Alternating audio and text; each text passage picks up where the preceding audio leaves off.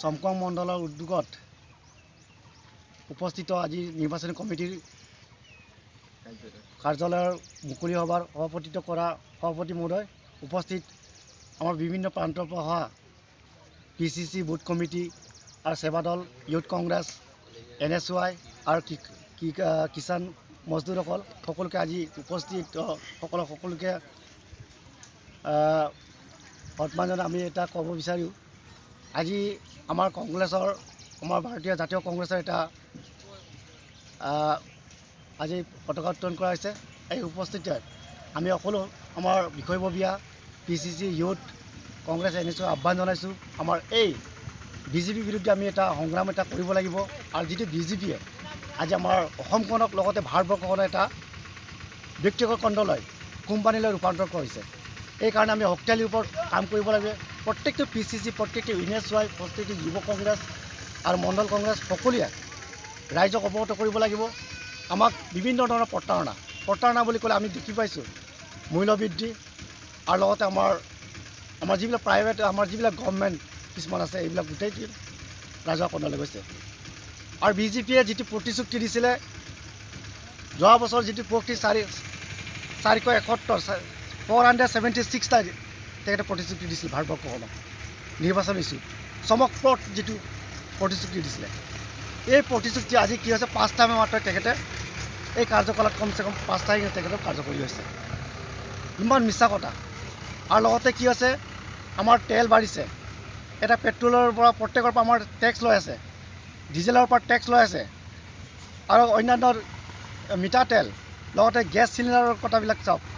এইবিলাকৰ টেক্সৰ পৰা আমাক অৰুণোদয় আঁচনি দি পেলাই চোৱাম আঁচনিবিলাক প্ৰয়োগ কৰি পেলাই তেখেতে নিজে আমি কংগ্ৰেছ BJP চৰকাৰ দিছে বুলি তেখেতে দামবালি মাৰাখন অতি দুৰ্ভাগ্যজনক। আৰু লগতে আমি অতি দুখ পাইছোঁ আমাৰ অসমত এতিয়ালৈকে গুৱাহাটী বিমানবন্দৰ য'ত নেকি আমাৰ কিমান হেক্টৰ মাটি আছে, এই বিমানবন্দৰখনক তেখেতে কোম্পানীকৈ ৰূপান্তৰ কৰা হৈছে। গুৱাহাটী চিৰিয়াখানাখনক কোম্পানীৰ অনিল আম্বানীৰ ল'ৰালৈকে ৰূপান্তৰ কৰা হৈছে। অসমৰ তেল উদ্যোগবিলাক ভাৰতীয় তেল উদ্যোগত তেখেতে কোম্পানীকৈ ৰূপান্তৰ কৰা হৈছে। আৰু বিভিন্ন ধৰণৰ আৰু সন্মিলিত গণশক্তি ভুৱন পেগুৱে মিচিংসকলক শিক্ষিতৰ নামত সন্মিলিত গণশক্তি সম অধিকাৰ সমমৰ্যাদা সম উন্নয়নৰ স্বাৰ্থত মিচিংসকলক বিভিন্ন ধৰণৰ প্ৰলোভন দি পেলাই আজি এই ৰাজনীতি দল গঠন কৰি পেলাই আজি এই ৰাজনীতি দলক তেখেতে নচ্ছাত কৰি পেলাই তেখেতে এটা বেপুৰাভাৱে আজি এই শকনি দলৰ BJP যিটো শকনি দলৰ পাৰ্টিৰ লগত চামিল হ'ল। এই শকনি দলৰ কোন মেন? আজি কৌৰপাণ্ডৱৰ মেইন শকনিটো কোন?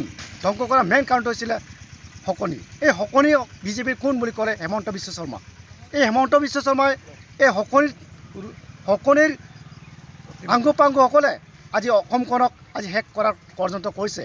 আজি চাওক অসমৰ হিলাদৈত্যৰ নিচিনা এজন মানুহ, ৰাজেন গোহাঁইৰ নিচিনা এজন মানুহ, পুৰণা BJP মানুহ, ৰমেন ডেকা আৰু লগতে বিভিন্ন ধৰণৰ বিজয় চক্ৰৱৰ্তী এক্সিষ্টিং য'ত নেকি BJPয়ে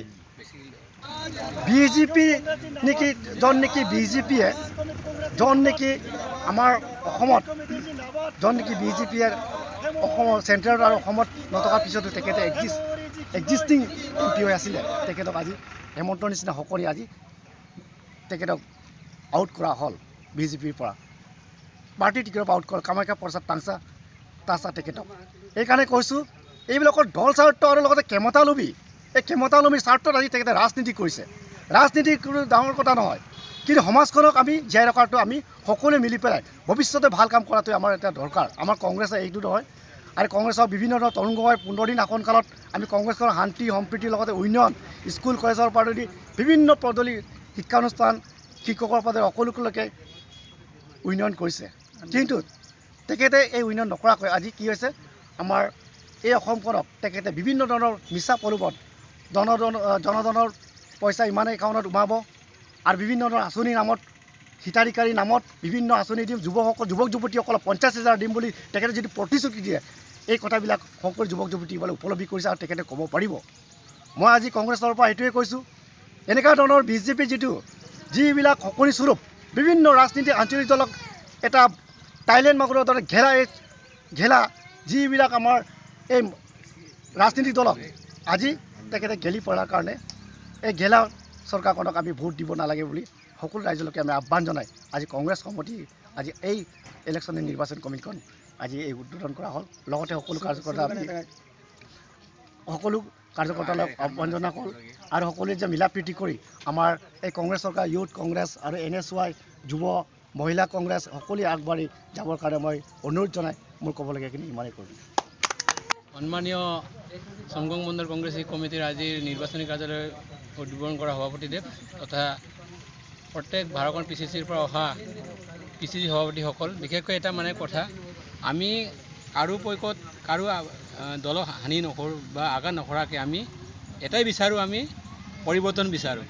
যিহেতু বিজেপি চৰকাৰে পৰিৱৰ্তনৰ নামত যি ইউথ বন্ধুসকলক যি প্ৰলোভন দি কিনি লৈ যোৱা এই চৰকাৰখনক আকৌ আমি কংগ্ৰেছ দলে পৰিৱৰ্তন বিচাৰিছোঁ। আমি আশা কৰোঁ ডক্টৰ হেমহৰি পেগু ডাঙৰীয়া বিপুল ভোটত ভোট দি জয়যুক্ত কৰিব লাগে বুলি বিশেষকৈ মোৰ বন্ধুসকলক অনুৰোধ জনাইছোঁ। আৰু বিশেষকৈ মোৰ মহিলা আইসকলক আৰু মোৰ যি PCC কমিটিসকল সকলোকে একত্ৰিত কৰি গাঁৱে ভূঞে সকলোৱে প্ৰতি ঘৰৰ মানে ব্যক্তিসকলক লগ কৰি কংগ্ৰেছত ভোট দিবৰ কাৰণে অনুৰোধ জনাইছোঁ। ইমানেই।